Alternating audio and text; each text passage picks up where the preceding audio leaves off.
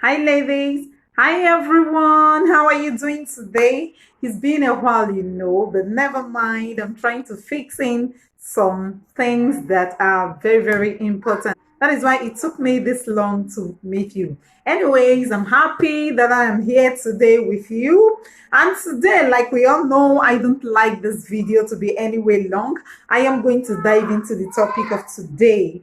Today is a very hot topic and it is worth listening to. I want you to get a cup of coffee, whatever snack that you enjoy, and listen to this video. Try to watch to the end so that you will be able to understand me better. You are my family in this community. I love talking with you and I'm happy that you are there for me. Thank you very much. And if you have not subscribed to this channel, what are you still waiting for? It's all free. Just click on that subscribe button and be a part of Letters to the Singles and the Married.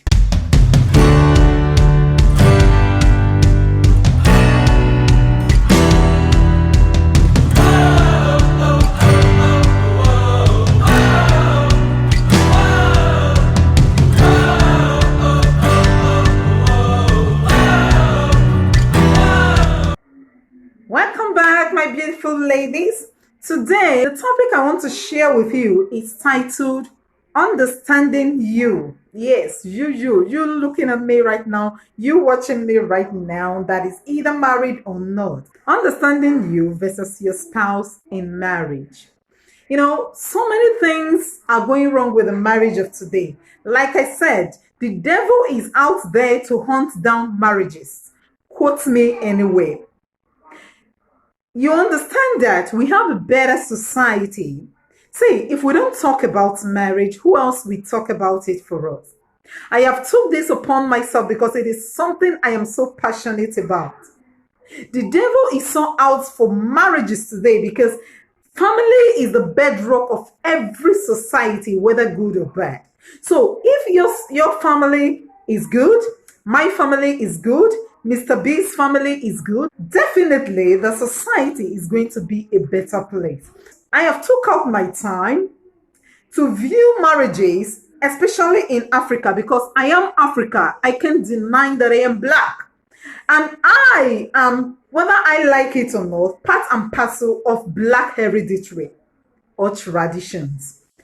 I am a Christian, like I like bringing and merging my faith with what the society accepts that relationship should look like.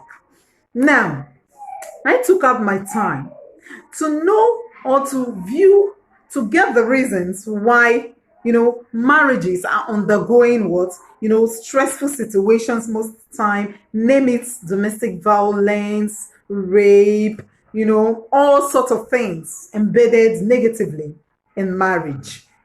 I discovered that there are a lot more to do as individuals, ourselves, in order to make marriage a what?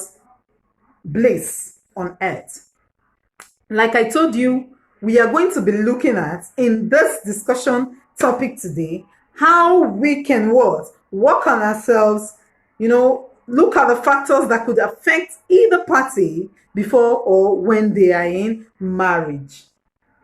I want this to be an interactive, discussion today. So the comment section is open for you guys. I want you to listen to this message or topic, whatever you call it, and what? Give your own opinion. Who knows? You might be helping a woman out there. And that is even the objective of this channel, to better the life of women and also to what? To make us good, to make us better wives, better mothers, better women in the society and in our home and in the society in general.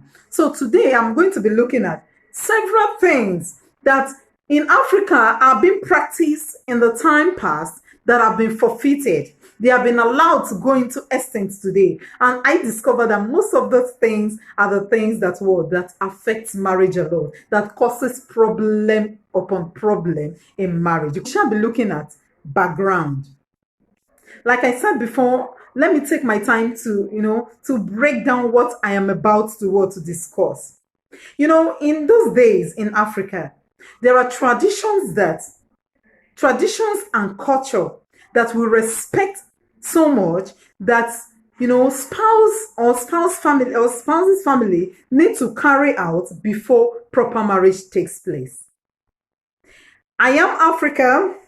We have our own culture, and I am proud of my heritage. Even the Jewish culture in the Bible, they have their traditions, which are not, they are not against their worship to God. We as Africans, we already have ours before religion came. I am not in any way despising the fact that I am a Christian. Nobody can take that away from me. But my traditions that do not go against my Christian faith, that help main things, should be put in place, should be reckoned with, so that things will be done right. Like I said before, there are traditions that are practiced before marriages take place. All these, I came to know that they make marriage a bedrock. They make marriage, at the end of the day, become positive. It makes the results in marriage to be positive. It makes marriage to be blissful.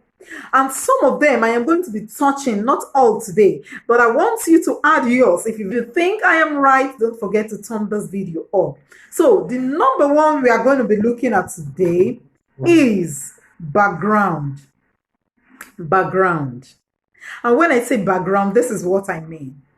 In those days in Africa, before a woman's hand can be given out in marriage, the spouse, the man's family, that have to send delegates the bride's home to find out. It could be secret, it could be secretly, or it could be even open.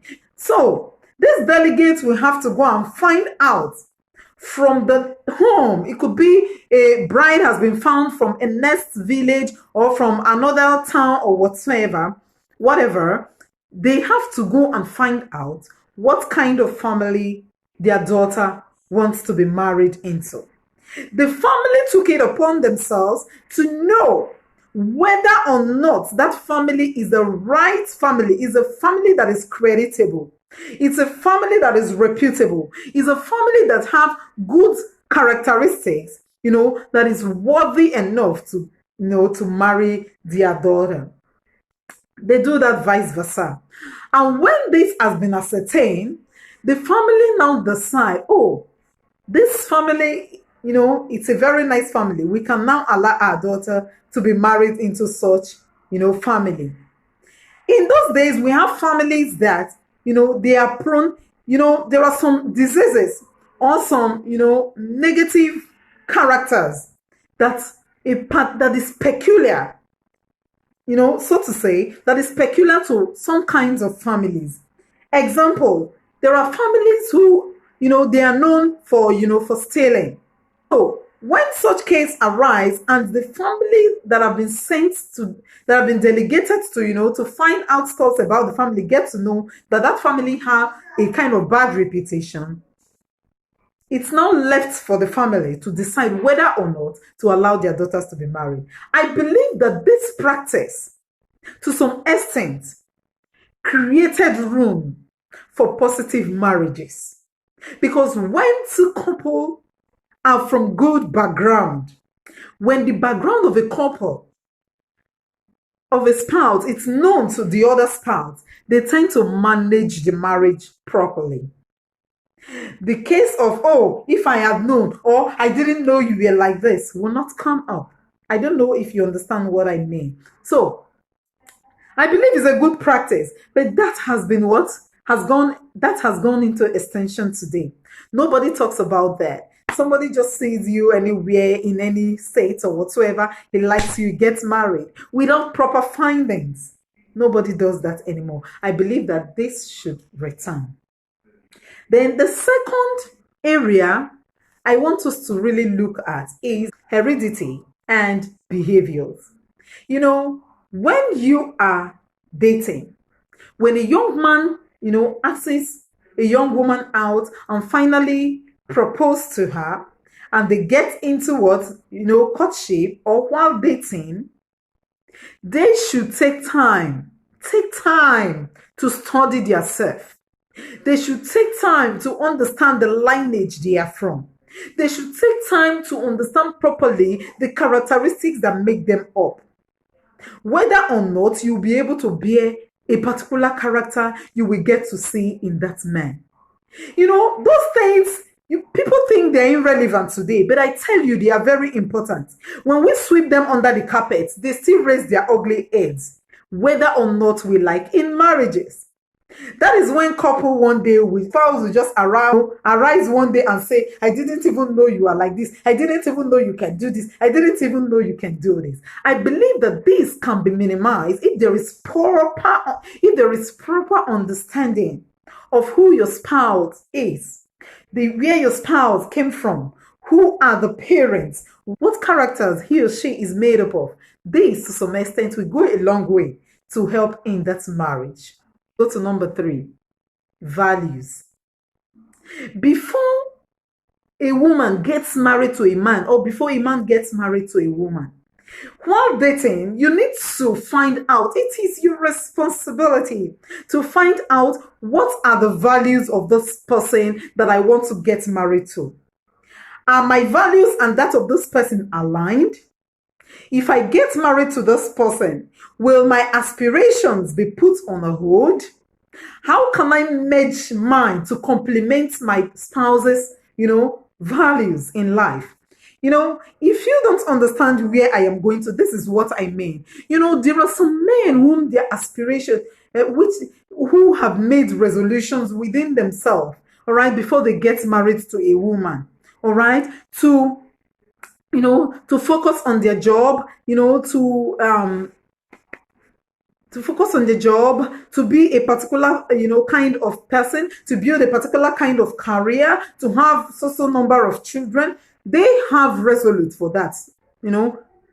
A good number of men do that. They already have resolution before they get married. So there is every possibility that when you're married to that man into that home, he wants to play his, resolutions out. He wants to achieve them. So it is very, very correct for a woman in like manner to also interact during their dating or courtship period. Talk to yourself, communicate. Your communication should not only be about sex talk, go to bar, where you want to eat, things you want to wear, things you want to buy. No, it shouldn't end there. Discuss the future. Know the values of the man. What are the things he wants to achieve in life? From there, you will be able to know what you want.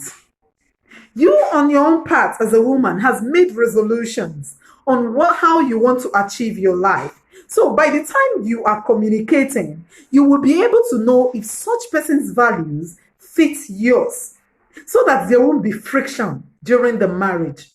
That, for example, it could be that as a woman, you are very, very much aspiring. Career-wise, you really want to go places you want to achieve. On the other hand, it could be that the person you are dating do not want his wife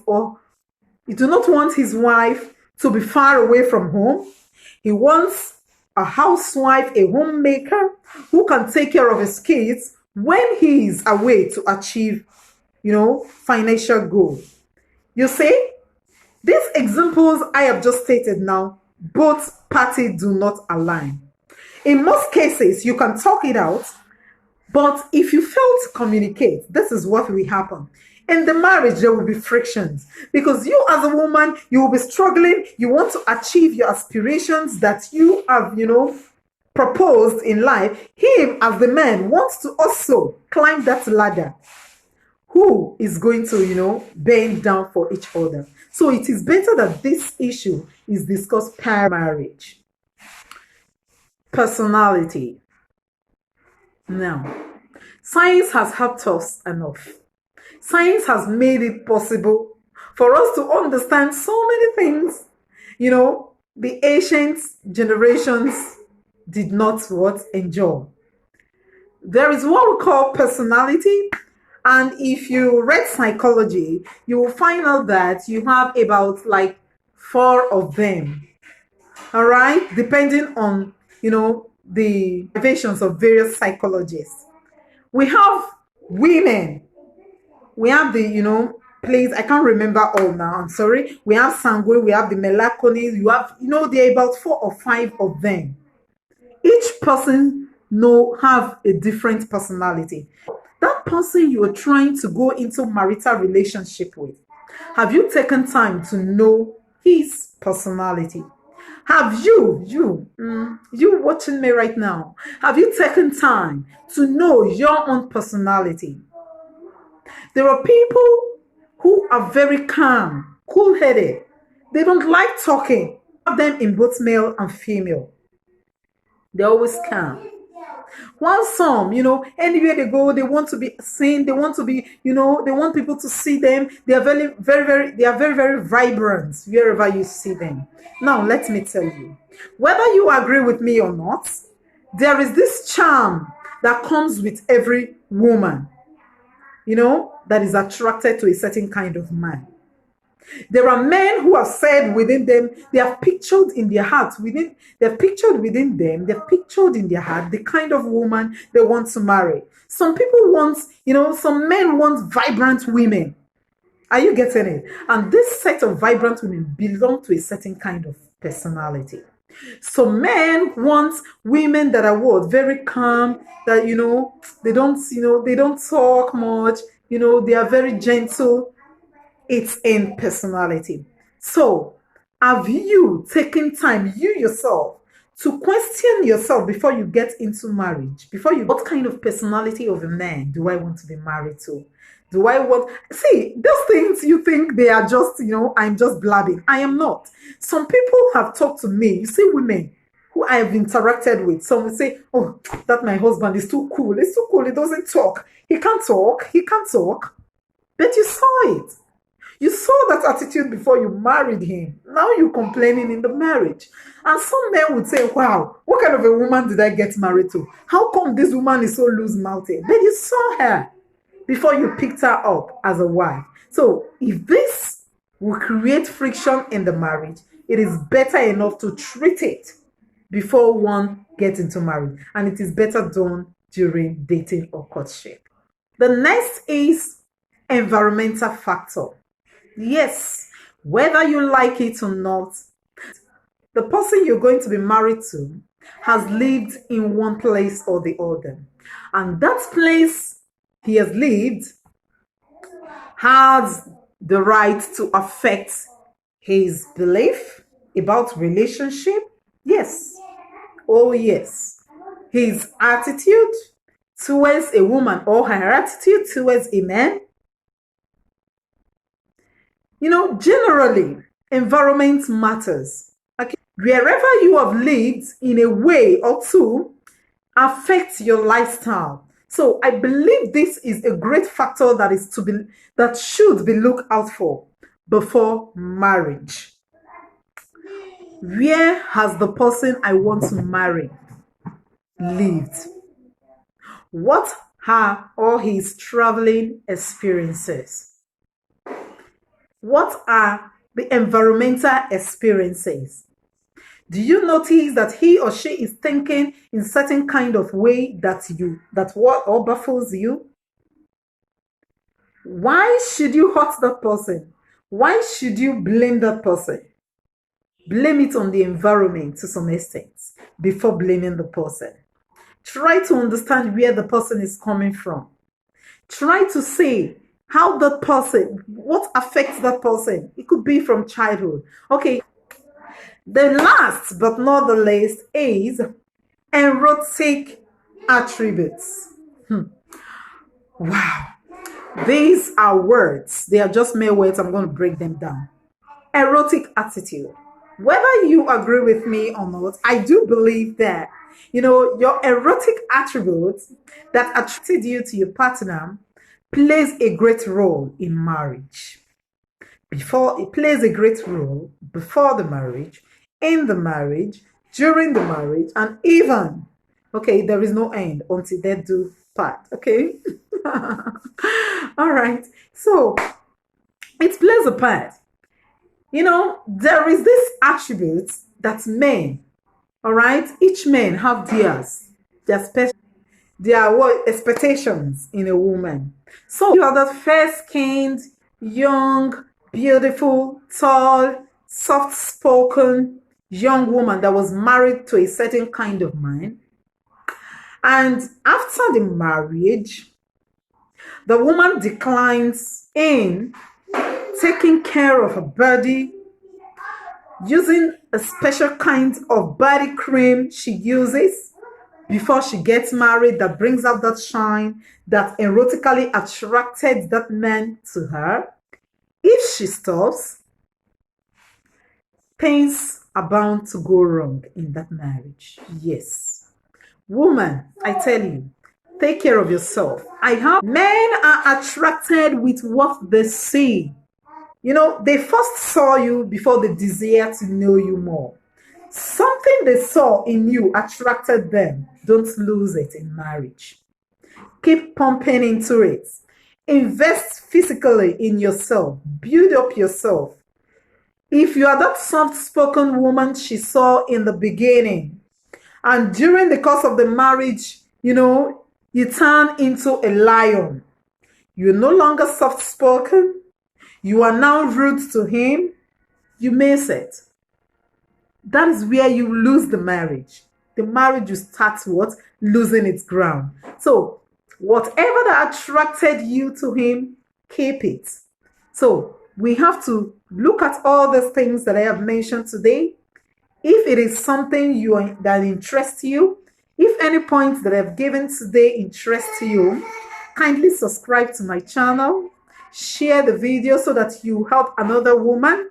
The main objective of me coming into YouTube is to help fellow young women to understand marriage as an institution and also to build home, because God loves families. That is why he created it. But the devil is fighting every day tooth and nail to pull it down. May God not see yours. Thank you for watching my video. If you have come this far, I love you and you know it, and there is nothing you can do about it.